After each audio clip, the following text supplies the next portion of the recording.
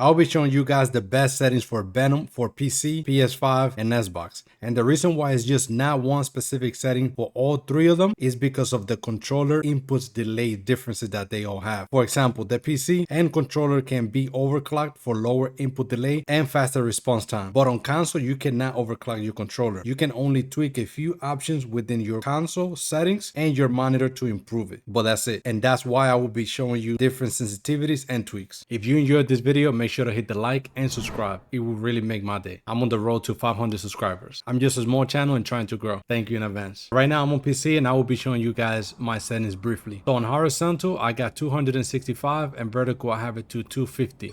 Then if we go on the advanced, I got linear curve, minimal input dead zone, I got it to 0. Maximum, I got it to 1. If you have a stick drift on your control, just bump it up a little bit higher than this, maybe 2 or 3, until your character doesn't move at all. Then max dead zone sensitivity boost, put it to 0. This one, put it to 30. Now, if you see yourself not moving too fast and you want to increase the way that you move the camera around, you can increase this one from 0 to 5. I wouldn't suggest too much more than that because we already have fast sensitivity here. So from 0 to 5, you could play around with it. But right now, mine is 0. Then if we go bottom right here on the aim assist window size, I have it to 0. Now, the good thing about having it at 0 is that I can snap onto characters really quick and really efficiently. Now, if you want a little bit more pull with the aim assist window, you can play around with this one from 0 to 10 only. Don't go above that because then it's going to mess up your shots once everybody is bunched up together. So what this does is if you have it higher than maybe 10 or so, what's gonna happen is if all the enemies are in a group, then you're gonna have a hard time going from one character to another one, since it's gonna be kind of like a slow down towards the character or like a little slide pull, which is gonna mess up your aim. Therefore, that's why I have it on 0. That way I have no pulls, no slow downs or anything, and I can just snap onto characters quick, even if they are in a group bunched up with each other. And you know how things get crazy in the matches sometimes. So I would just suggest 0 or between 0 and 10. Aim assist strength, I got it to 100 and I got aim assist is in to 0.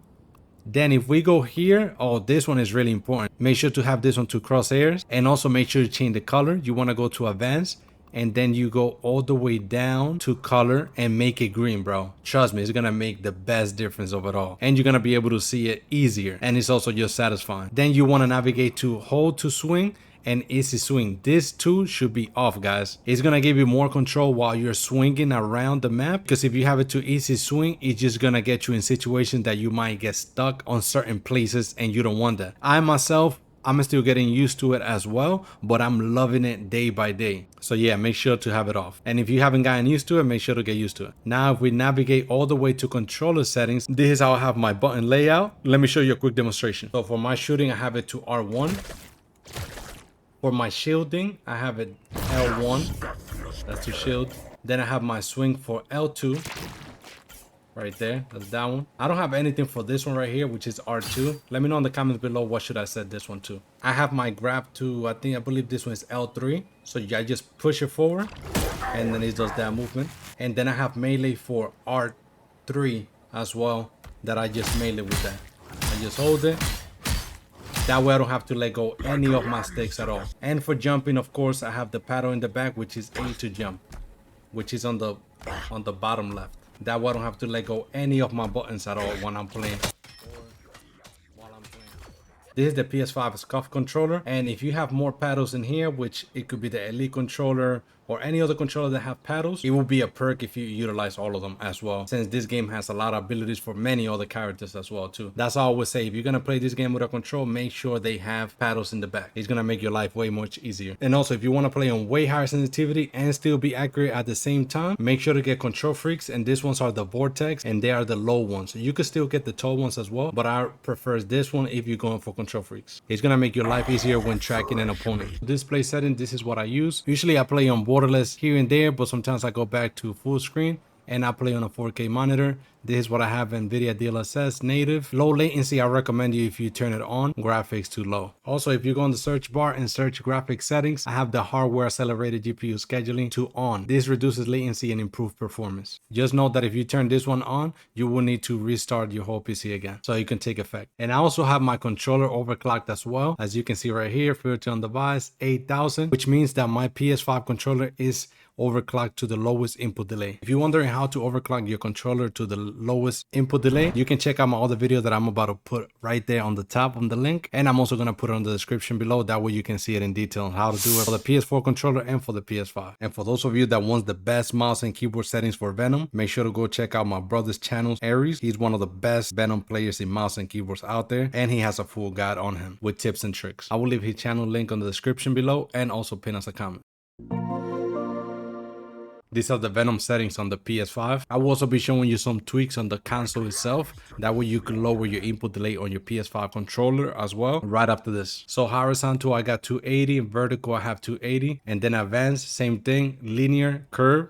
And then here, minimum input, I got it to 0. Maximum, I got it to 0. Max decimal sensitivity boost, I got it to 15. And this one, I have it to 0. Now, if you feel like it's a little bit too fast, you can decrease it by like maybe 2 points down, maybe like 12 or 13. Or if you want a little bit faster, the movement of the camera, you can increase it to maybe 17. But like I said, this one 15 is the sweet spot. Then we go down and we go to aim assist window size. Here you want to have it to 5. The reason being is that when you're fighting a group of opponent at the same time, it's easier for you to snap between character without the aim slowing you down. And then the aim assist strength, you want to keep it at 100. Then if we go down to the reticle, make sure to have it to the crosshair, and then you want to change the color to green. Please make sure to change to green because this thing makes a huge difference once you're trying to target the characters.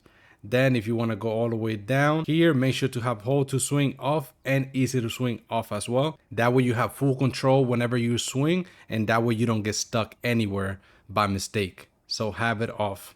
And if you're not used to it, make sure to get used to it. Trust me, it's going to make your gameplay way better. And then these are my controllers, same thing as PC. And here's a quick demonstration. So I have the same exact way as I do on PC. So I shoot with the ones on the top right here. That's R1. Then for shield, I use L1. And for my swing, I use the L2. And then for the R2, I don't have any buttons right now set up here yet. So just let me know which one to put. Also, when it comes to grabbing, all I have to just do is press down on L3, which is this one, and it's gonna grab. And for the melee, I press down on R3, I believe, and it's just always gonna melee. For jumping, I have the A paddle as jumping right there. It's on the left side. Now, if you have all the paddles in any controller you have, make sure just to assign all of them, and it's gonna be a good perk for this game because this perk also needs paddle when it comes to doing all abilities, and that's gonna make your life way easier. But then again, it's all personal preference and you can assign the buttons the way you want to. So this is the reason why I'm telling you that the green crosshair is really good, because it's so clear for you to see. So easy, and it's so fast to like snap on them. It's so easy to snap, even when you're jumping and all of that. Also, once you're done over here, then go to general, right on control, and then this one cursor, put it all the way to 100, because this is what's gonna make you move like this fast. And then vibration, turn it off, and then trigger function, turn it off if you don't need it at all. Once we're done here, you wanna go to display. This option right here, bro, is what's gonna make your game feel really, really smooth, okay? So usually this option is gonna be turned on by default standard mode, which is gonna cap your frames at 60. Now, if you want the 120 and your monitor allows it, put this option on right here, HFR mode, bro. And oh man, you're gonna thank me later, bro. Trust me, it's gonna feel so much smoother. You have no idea. You will feel the difference right away. So once you're in the settings, you want to go to screen and video, and these are the options that's going to help you lower the input delay a little bit more when it comes to playing in console. So right now I'm playing on a 4K monitor, so my resolution is 4K, which is this one. So I could either put automatic or 4K right here. I'm gonna just leave it automatic because the PS5 does a really good job at detecting what you have right away. Then VRR, have it automatic. Then 120 hertz output, have it automatic. Automatically just means that it's gonna select the highest input you have. So pretty much it's turned on. ALLM, make sure that this one turn on too, set it to automatic. This is an auto low latency mode. Video transfer, leave it to automatic. And then HDR, make sure to turn this off if you want the game to look colorful. Because I noticed once you have your HDR on, if you do have it on your monitor, monitor that supports it, it usually looks so washed out. So once you turn it off, it's gonna look really, really good and colorful. Once you get out of this side of the screen, go to save in data, and then you want to go right here to game presets and choose this performance mode to performance mode. Okay, make sure to click this one. The other ones are like to if you want more quality over performance, so just check this one on and you're good to go. Now, to be able to turn on this option right here, you have to do it manually on your monitor itself. It's gonna be an option called either VRR, variable refresh rate, or FreeSync or something like that. Then turn that on. Now, if this option is like grayed out or is not letting you put it to automatic, that means your monitor doesn't support it. And also same with this option right here, the auto low latency mode. If this one is grayed out as well, that means that your monitor doesn't support it, and you will need a monitor that supports a 2.1 HDMI. So most likely you have a monitor that is only for HDMI 2.0. But if you don't have any of this option turned on, you're most likely still gonna be fine with the settings that I'm giving you. So make sure to go ahead and give it a try. Make sure to connect your PS5 controller wired, and make sure to connect it in the back of the PS5, because I heard the ports in the front adds a little bit more input delay on it. And also, since I play wired, I also make sure to turn Bluetooth on completely. That way I don't have any interference with my phone or adding any input delay as well. And so I know for sure that I'm always wired. These are the Venom settings on the S-Box, and right after this I will be showing you the S-Box settings as well, so the game feels smooth, etc. So I pretty much have it like the PS5 settings. So I got horizontal 280, vertical 280, then I have it on linear curve, minimum input 0, maximum input 0, and max depth sensitivity boost. This is the only thing that I change here. On the PS5 I got it to 15, here I got it to 18. That way you can move the camera a little bit quicker, looking left, right, up, and down. If it's moving way too fast, you can just decrease it by maybe 2 points. So let's say 16 or so, okay? But the sweet spot is 18. The horizontal max depth zone response time, I leave it at 0. Then if we're gonna go bottom, aim assist window size, leave it at 5. That way, if you're fighting against a bunch of enemies at the same time, your aim, it doesn't slow down. That way you're able to snap between characters really quick and accurate. Aim assist, leave it at 100. Aim assist is in 0. Then if you want to go all the way bottom, put the crosshair, and then make sure it's the color green. Very useful. And then here, hold to swing, set it to off, and easy swing, set it to off. You're gonna have way more control once you're swinging around, instead of staying stuck on certain places if this option were to be on. Then if we go to the control layout, so I have it a little bit different here since these are S-Box buttons, but let me show you a quick demonstration. So for the S-Box, I have the Elite controller, and as you can see, I have one paddle in the back, but you could have all of them. So here I shoot with the bottom, which is RT. There you go. Then to be able to shield up, I use LB, this one right here. And then to be able to do my swing, I use LT. To be able to do my grabs, I press on LT. I just press on it and it grabs. And then to be able to melee, I push down the R3 right there, boom, and that's it. And then of course to jump, I just use the paddle in the back, which is on my left paddle right there, and I jump.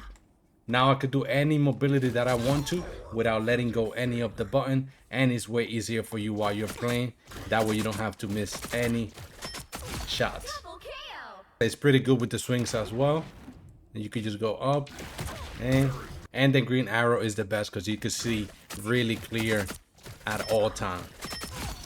Once you're done with the control settings, go right there to general and set this one to 200. That way the sensitivity of the in menu mobility is faster. Then navigate to display. Once you're in display, make sure to change this to HFR mode, okay? Because usually it's default as standard mode, which is gonna lock you at 60 FPS, and this one is just gonna set it to 120 FPS, depending if your monitor supports 120 Hertz. So once you switch to this option, oh, you're gonna see the difference in the game. Is gonna be so smooth, it's insane, bro. Trust me. Let me know in the comments below if you could feel the difference right away once you switch it to this option. And vibration, of course, always off. I'm gonna just show you my settings. So if you navigate to display and options in general, you go right here. I have mine, like I said, I have a 4K monitor, so I set it up all the way to 4K. You could select either or, and then refresh rate, make sure to have it to 120 because I believe by default it's 260, and you want the lowest input delay on your controller. And if you click here on video modes, you can select allow 50, allow 24 Hz, allow auto latency mode as well. And if your monitor supports this option right here,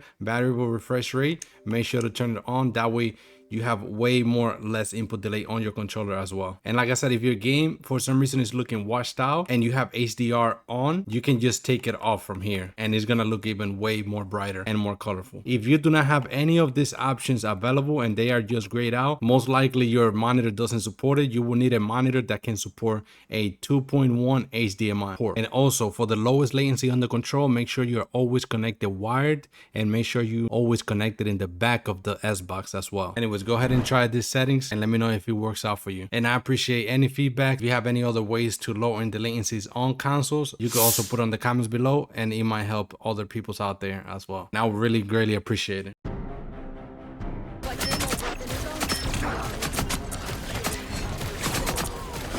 again!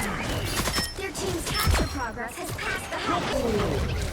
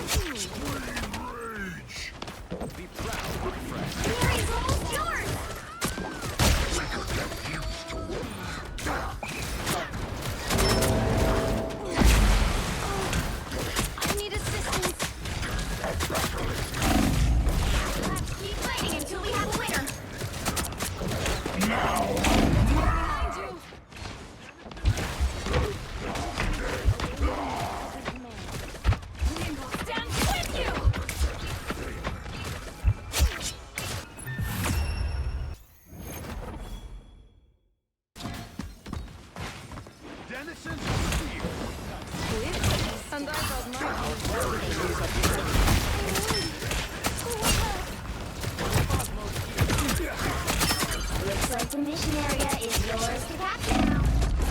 Yeah, Magneto! Focus on the back. This time I need you.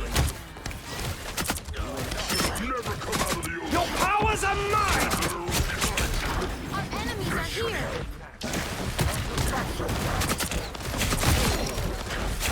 Born again!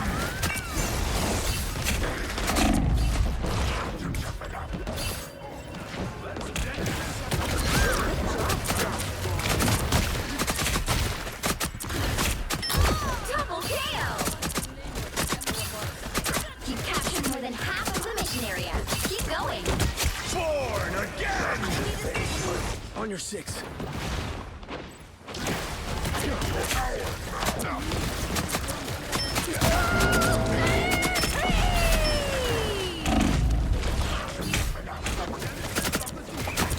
Okay, so